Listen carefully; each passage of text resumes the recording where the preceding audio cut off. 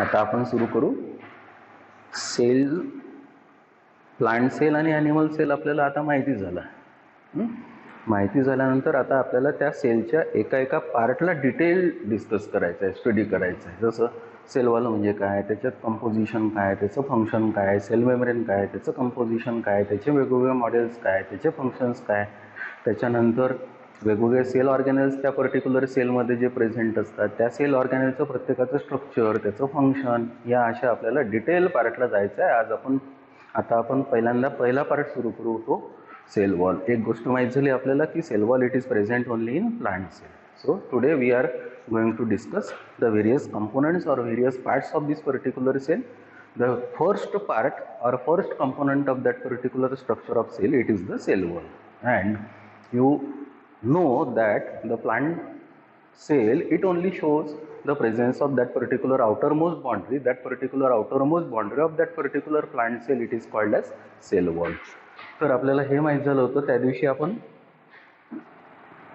Plant sale पाहिलेला आहे.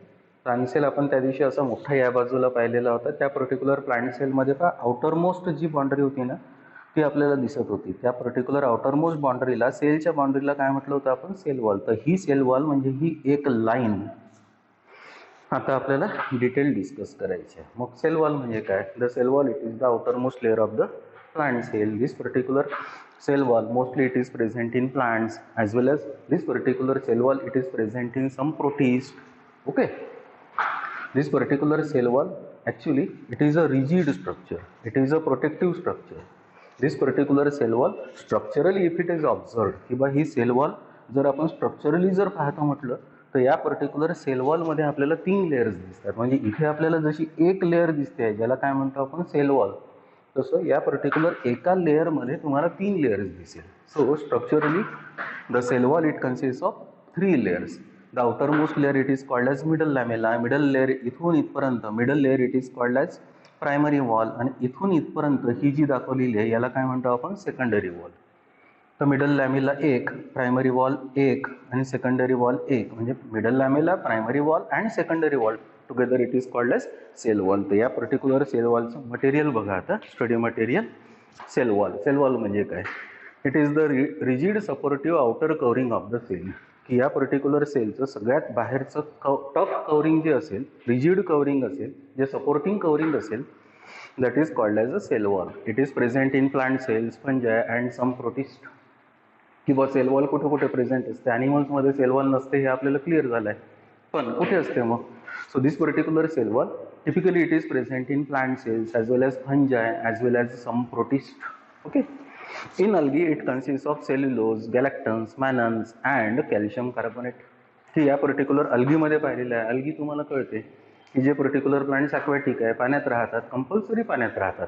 कुठलंही पाणी असेल, फ्रेश वॉटर असेल, नाही तर मग मराईन वॉटर असेल, सॉल्टी वॉटर असेल, त्या पर्टिक्युलर वॉटरमध्ये फुल्ली सबमर्ज्ड जे फॉर्म्स आहे, ज्यांची प्लांट बॉडी डिफरन्शिएट होत नाही, त्यांना आपल्याला रूट दिसत नाही, स्टेम दिसत नाही, लीफ दिसत नाही, असे जे प्लांट्स असेल त्या पर्टिक्युलर प्लांट्सला काय म्हणतो आपण अल्गी. तर त्या अल्गीमधल्या सेल वॉलमध्ये काय काय प्रेझेंट असते? तर सेल्युलोज प्रेझेंट आहे, गॅलेक्टन्स प्रेझेंट आहे, हे शुगर्स आहे. सेल्युलोज प्रेझेंट आहे, गॅलेक्टन्स प्रेझेंट आहे, मॅनन्स प्रेझेंट आहे, त्याच्याशिवाय काय प्रेझेंट आहे? Calcium carbonate. In other plants it is made up of hemicellulose, pectin, lipids and protein. की बाकीचे हे अल्गी सोडून बाकीच्या दुसऱ्या प्लांट्समध्ये आपल्याला त्या सेल वॉलमध्ये काय दिसेल? तर हेमिसेल्युलोज आहे, पेक्टिन आहे, लिपिड्स अँड प्रोटीन्स आहे. Okay, so this is the composition of that particular cell wall. Some of the deposition of cell wall are silica. For example तुम्ही कुठल्या ग्रासला जर हात लावून पाहिलेलं असेल, असं बोट जर नेऊन पाहिलं त्या ग्रासवर, तर फार रफ लागते. That is nothing but that is the deposition on the cell wall, and that deposition it is of the silica deposition. Mainly that is found in grass stem as well as cutin. कुठलेही बाकीचे plants पाहिले, land plants पाहिले, तर त्या particular land प्लांट्सच्या बाहेरच्या सरफेसवर जे cells present आहे, त्या पर्टिक्युलर सेलच्या सरफेसवर, सेल वॉलवर जे डिपॉझिशन आहे, that is a waxy deposition. And that waxy deposition which is present on that particular plant part, it is called as cutin. The function of the cell wall is to give shape to the cell and protects from mechanical injury and infection. की या particular cell वॉलचं त्या particular प्लांटमध्ये प्लांटच्या सेलमध्ये काय function आहे, तर the main function of that particular cell wall is protection and the another very important function of that particular cell wall is to protect that particular cell from mechanical injury as well as protection from infection. In plants, cell wall shows middle lamella, primary wall and secondary wall. आता आपलं sale वॉलचं structure सुरू झालं. So structurally this particular plant cell wall it is made up of 3 layers. The outer layer, middle layer and inner layer. Outer layer it is called as middle lamella. Middle layer it is called as the primary wall. And innermost layer it is called as the secondary wall. So middle lamella, primary layer किंवा primary wall and secondary wall together it is called as cell wall. मग आता एक एक आपण observe करू. पहिली आहे middle लॅमेला. आता मिडल लॅमेला या सेल वॉलला या लाईनला आपण इकडे एनलार्ज केलेलं आहे.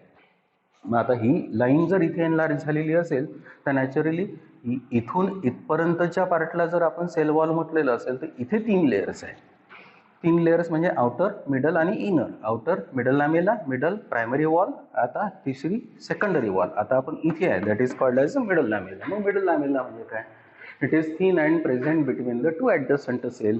की हा एक सेल याच्या पुढचा जर असेल एक तर नॅचरली असा एक बाजूला दुसरा पण सेल आहे. तर या एका सेल आणि या एका सेलच्या मध्ये जी लेअर आहे that particular layer it is called as middle lamella. So it is thin and present between the 2 adjacent cells. It is the first structure formed during division of the cell. की हे जे middle लॅमेला आहे हे सगळ्यात पहिल्यांदा, समजा एक sale आहे, 2 सेलमध्ये डिवाइड जर होत असेल तो प्लांट सेल असेल तर सगळ्यात पहिल्यांदा 2 सेलच्या मध्ये पार्टिशन जर कोणतं तयार होत असेल तर ते हे आहे. That partition it is called as middle lamella. म्हणून असं म्हटलंय it is the first structure formed during division of the cell and the division of the cell it is called as cytokinesis. It is made up of, आता या middle लॅमेलामध्ये काय काय present आहे chemically. So it is made up of pectin, calcium, magnesium pectate. Pectin present आहे, calcium pectate present आहे, magnesium pectate present आहे. So calcium pectate, magnesium pectate and pectin they are the composition of this particular layer. That layer it is called as middle lamella. Softening of the ripe fruit is due to the solubilization of the pectin. किंवा एखादं fruit आहे for example ते पहिल्यांदा green आहे, त्याच्यानंतर हळूहळू ते मोठं होऊन राईप होणार आहे. तर राईप होताना ते फ्रूट जर असेल तर पहा नरम होते, सॉफ्ट होते. आणि that particular softening of that particular fruit it is due to the solubilization of the pectin present in the middle lamella. म्हणजे मिडल लॅमेलामध्ये जे पेक्टिन प्रेझेंट आहे ते सोल्युबलाइज होईल, डिझॉल्व्ह होईल आणि त्याच्यामुळे ते पर्टिक्युलर फ्रूट जे कडक असते ते आता काय होईल, नरम होईल, म्हणजे सॉफ्ट होईल.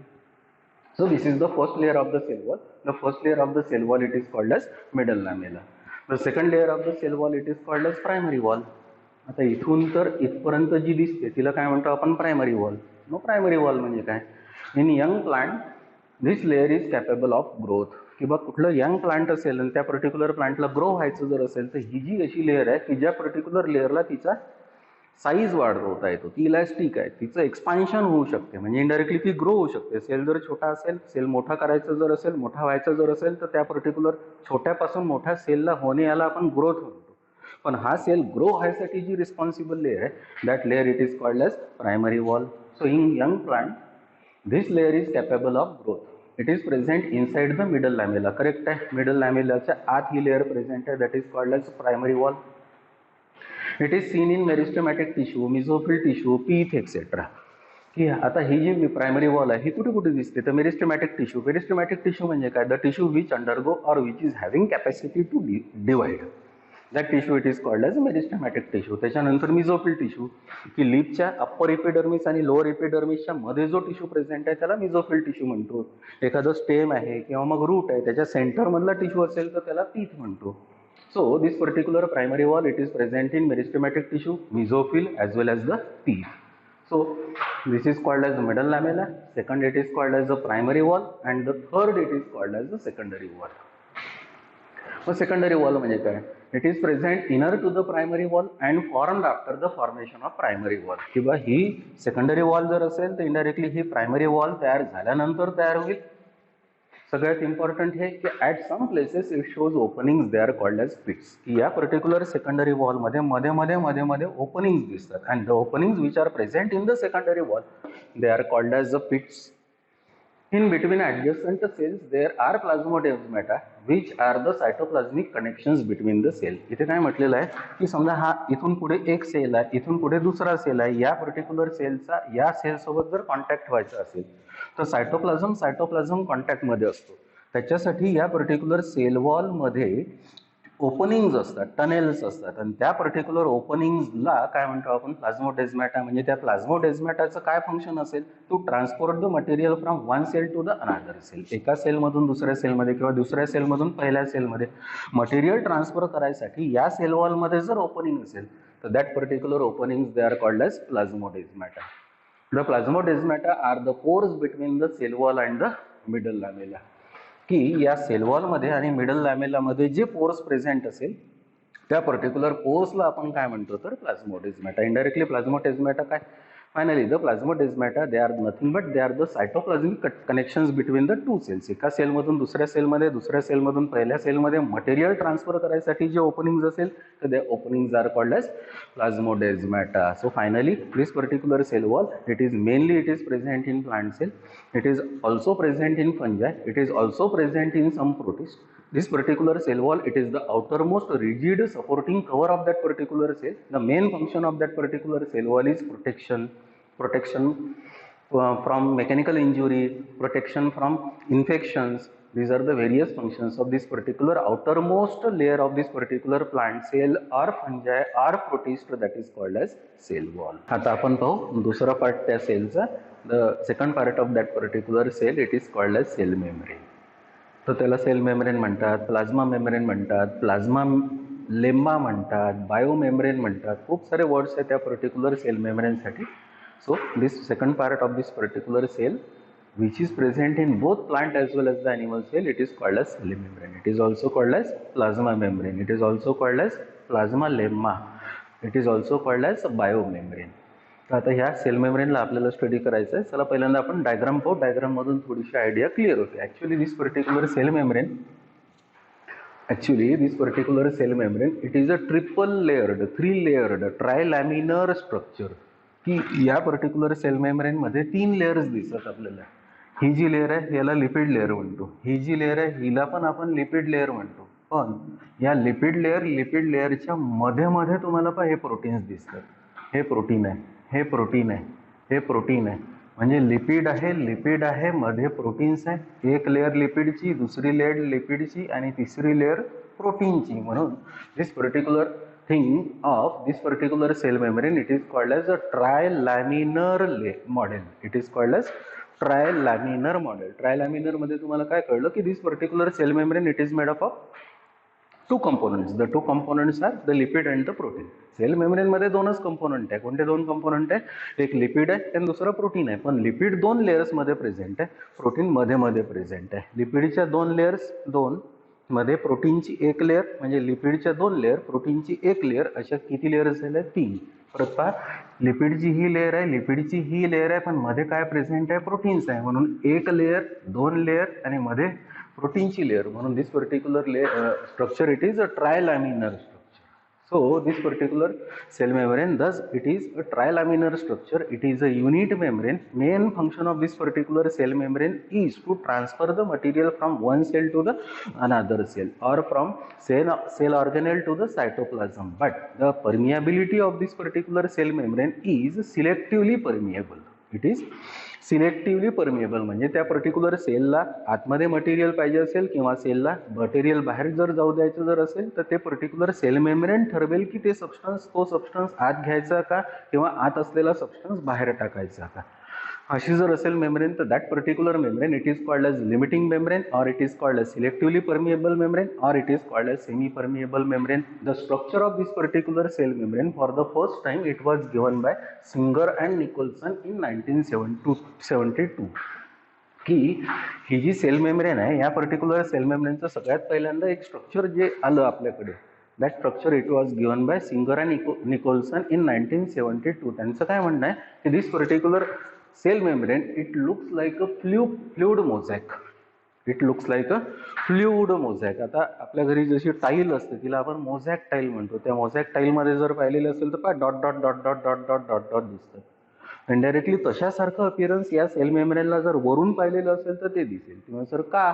कारण काही ठिकाणी तिथे लिपिड्स दिसेल तर काही ठिकाणी तिथे प्रोटीन्स दिसेल. कंपोनंट दोनच आहे, लिपिड आहे आणि प्रोटीन आहे. म्हणून ही सेल मेम्ब्रेन आहे, या सेल मेम्ब्रेनला वरच्या साईडनी जर पाहिलं तर कुठे आपल्याला लिपिड दिसेल, कुठे आपल्याला प्रोटीन दिसेल, म्हणजे डॉट डॉट डॉट डॉट दिसेल. अशा डॉट्सला आपण मोझॅक डॉट्स म्हणतो.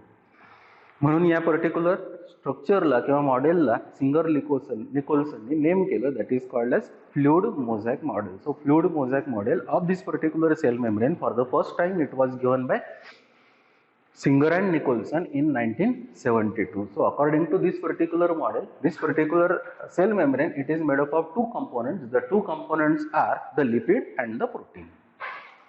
मग आता यांचं या मॉडेलमध्ये काय म्हणणं आहे की this particular lipid it is a phospholipid. Lipid आहे पण फॉस्फरस सोबत प्रेझेंट आहे म्हणून त्याला काय म्हणतो आपण? Phospholipid. So this particular lipid it is present in two layers. काय म्हटलं? The lipid it is present in two layers. ही एक लेअर आहे लिपिडची, ही एक लेअर आहे लिपिडची. लिपिडला कोणतं लिपिड म्हटलेलं आहे आपण? फॉस्फोलिपिड. पण एक लिपिडची लेअर जर पाहिलेली असेल तर त्या एका लिपिडच्या मॉलिक्युलमध्ये म्हणजे फॉस्फोलिपिडच्या एका मॉलिक्युलमध्ये हेड प्रेझेंट आहे आणि टेल प्रेझेंट आहे. But in each molecule of this particular phospholipid there is presence of one head and two tails. There is presence of one head and two tails. इथे पण पाहिलेलं असेल तर पहा, ही हाच लिपिड फॉस्फोलिपिडचा मॉलिक्यूल मी इथे जर दाखवतो म्हटलं तर one head and two tails. The head is hydrophilic, the head is hydrophilic and the two tails are hydrophobic. Hydrophilic म्हणजे वॉटर लव्हिंग आणि हायड्रोफोबिक म्हणजे वॉटर हेटिंग. म्हणजे एक मॉलिक्यूल जर आपण पाहिलेला असेल या पर्टिक्युलर फॉस्फोलिपिडचा तर याला हेड प्रेझेंट आहे एक पण टेल्स प्रेझेंट आहे दोन. So this is the phospholipid or this is the first component of this particular cell membrane. The first component of this particular cell membrane, thus it is called as lipid. The second component of this particular cell membrane, it is the protein. But according to this particular model, the proteins which are present in this particular cell membrane, they are of three different types. They are of three different types. The three different types of proteins are the extrinsic proteins, intrinsic proteins, and the tunnel proteins. काय म्हटलं मी? Extrinsic proteins, intrinsic proteins and the tunnel proteins. म्हणजे indirectly या particular दोन फॉस्फोलिपिडच्या बायलेअर सोबत या sale membrane मध्ये तीन टाइपचे प्रोटीन्स आहेत. Some proteins they are loosely attached to this particular lipids. They are called as extrinsic. They बाहेर प्रेझेंट आहे. समजा हा इथे असेल, हाच मी जर इथे काढलेला असेल तर तो पण एक्सट्रिन्सिक होईल. हा मी इथे काढलेला असेल तर तो पण एक्सट्रिन्सिक होईल. तर या प्रोटीनला काय म्हणतो आपण? एक्सट्रिन्सिक. की जो आत गेलेला नाहीये, तो बाहेर फक्त प्रेझेंट आहे, लूजली अटॅच आहे, असं जर असेल तर that is called as extrinsic. त्याला दुसरं पण नेम आहे, that is called as the peripheral protein.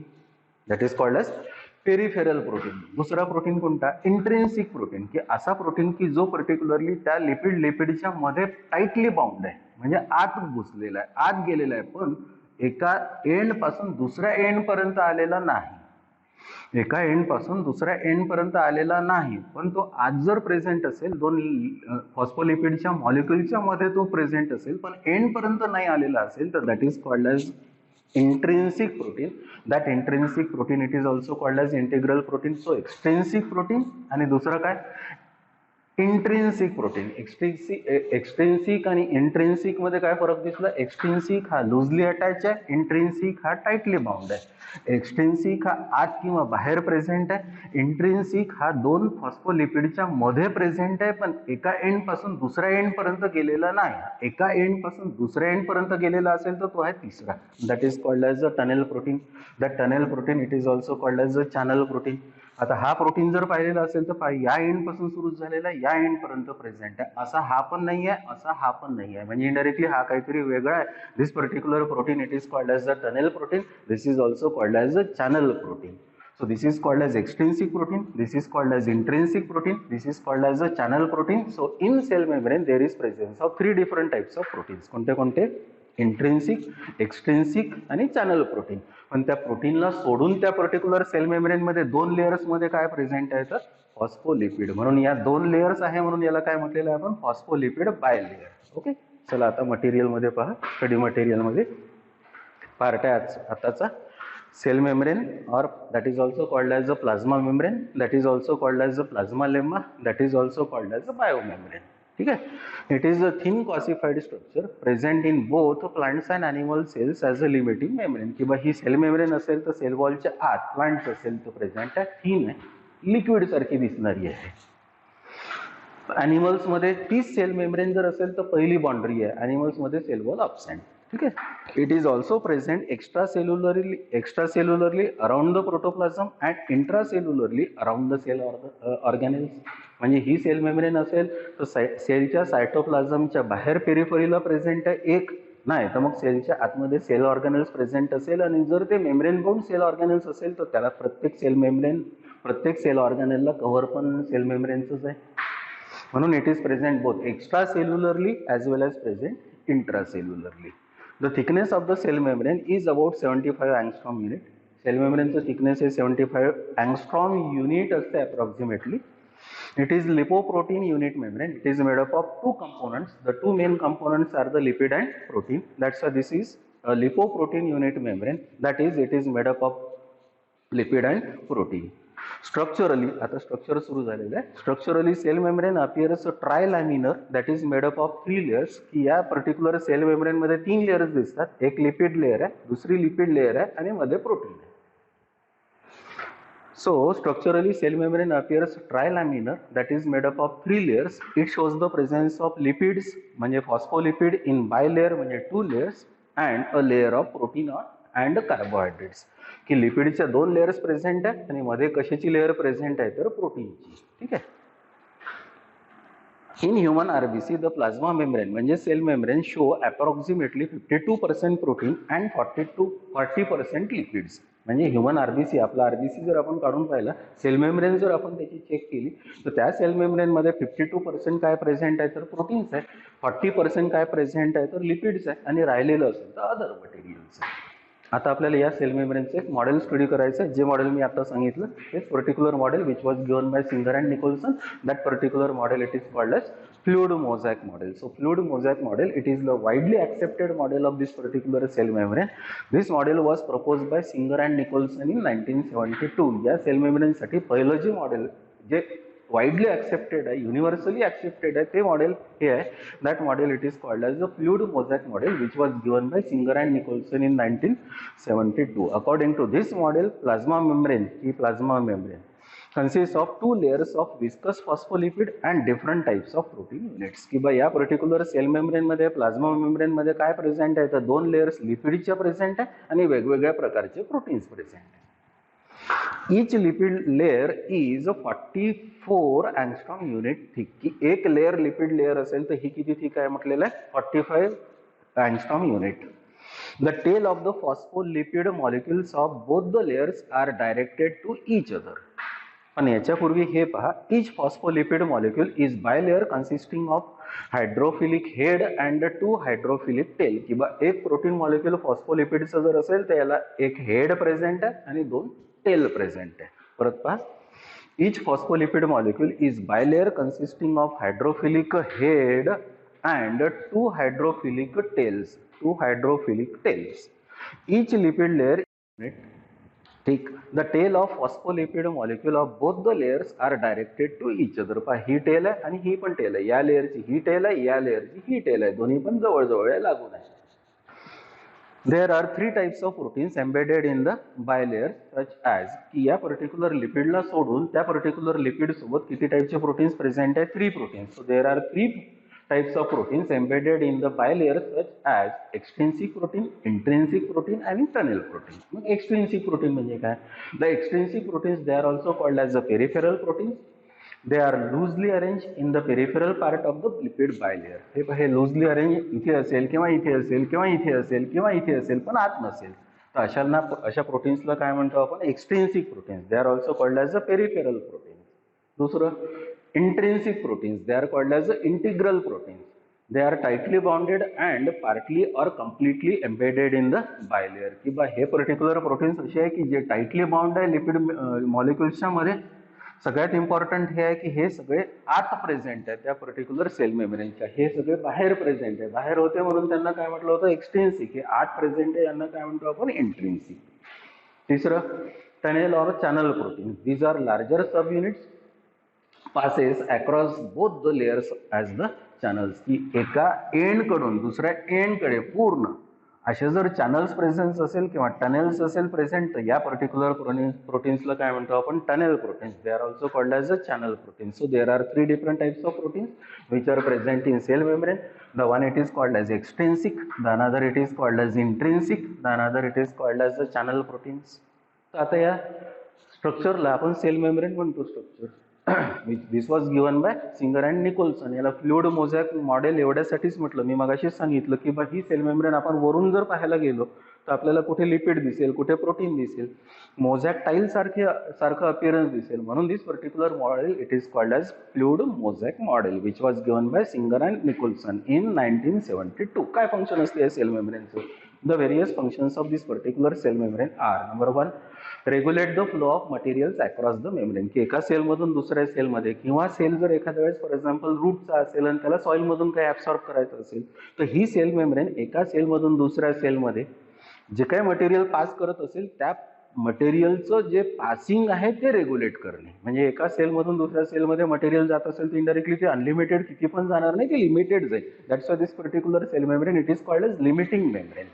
Second, being this cell membrane or plasma membrane is selectively permeable, it allows permeability to the limited material by endocytosis and exocytosis. की ही sale membrane असेल तर selectively permeable आहे, semi permeable आहे, limiting membrane आहे. त्याच्यामुळे या particular sale मेम्ब्रेनला material बाहेर द्यायचं असेल किंवा आत घ्यायचं जर असेल तर इनडायरेक्टली ते सिलेक्टेड मटेरियलच घेतल्या जाईल किंवा बाहेर दिलं जाईल by 2 different methods or processes. The one it is called as exocytosis, the another it is called as endocytosis. सेलला काही गेन करायचं असेल, घ्यायचं असेल तर that is called as endocytosis. सेलला काही लूज करायचं असेल तर that is called as exocytosis.